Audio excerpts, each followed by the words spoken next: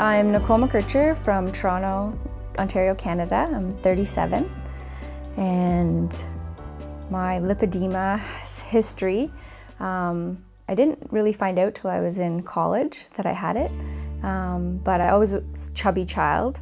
Always struggled with my weight, started diets, Weight Watchers, probably around 12 years old. Did lots of every kind of fad there was. Just couldn't lose, was always, as I became a teenager, was really thin up top and really thick elephant legs, as my mom and I would call it. So struggling to always get long dresses and black pants, always trying to cover up the lower half.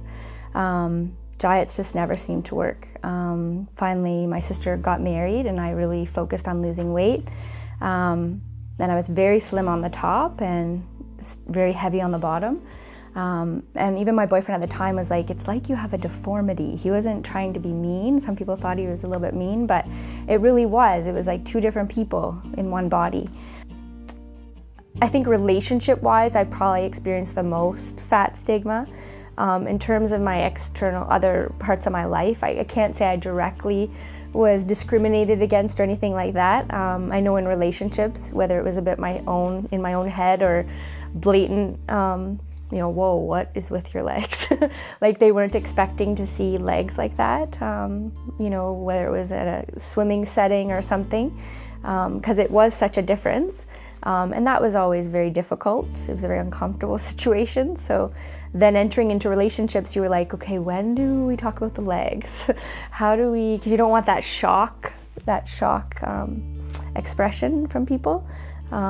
So that made it difficult. You kind of held yourself back. You didn't want to put yourself out there. And I'm very active. Like we grew up at cottages and on the water and trailers. And so for me, a big part of that part of my life, I was a scuba diver, always like on swim team, and summer was like my favorite season. So I think shorts and bathing suits were the biggest struggle for me, and I didn't want to embarrass my family, my friends, or God forbid, my boyfriend.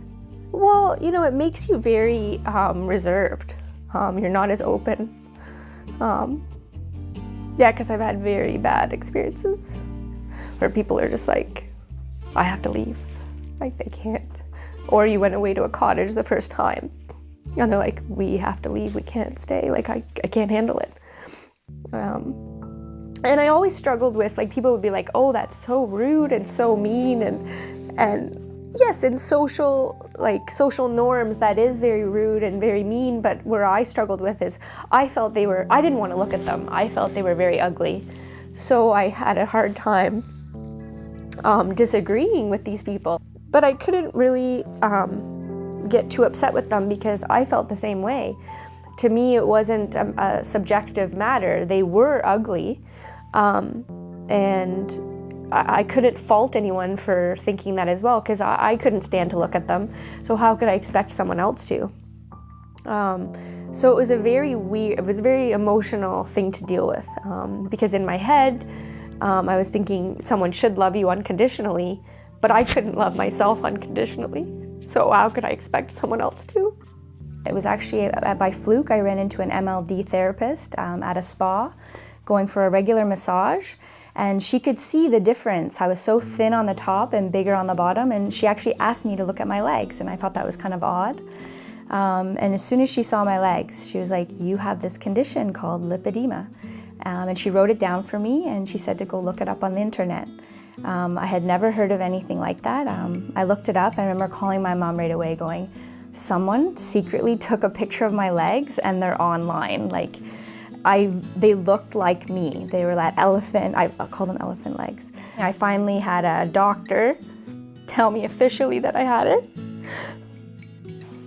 Because you still, you know, with people and family and doctors, you still question, you know, are you using it as an excuse? You know, do I really just have weight in my legs like women have weight in their bellies? So I needed a doctor to officially tell me. Probably if I didn't have an official medical diagnosis and I didn't have other people in the same situation, I think it would have been harder, because the environment that we traditionally are in is not that supportive. So I think you need to find that support group, that support system, to help you not second guess your decision.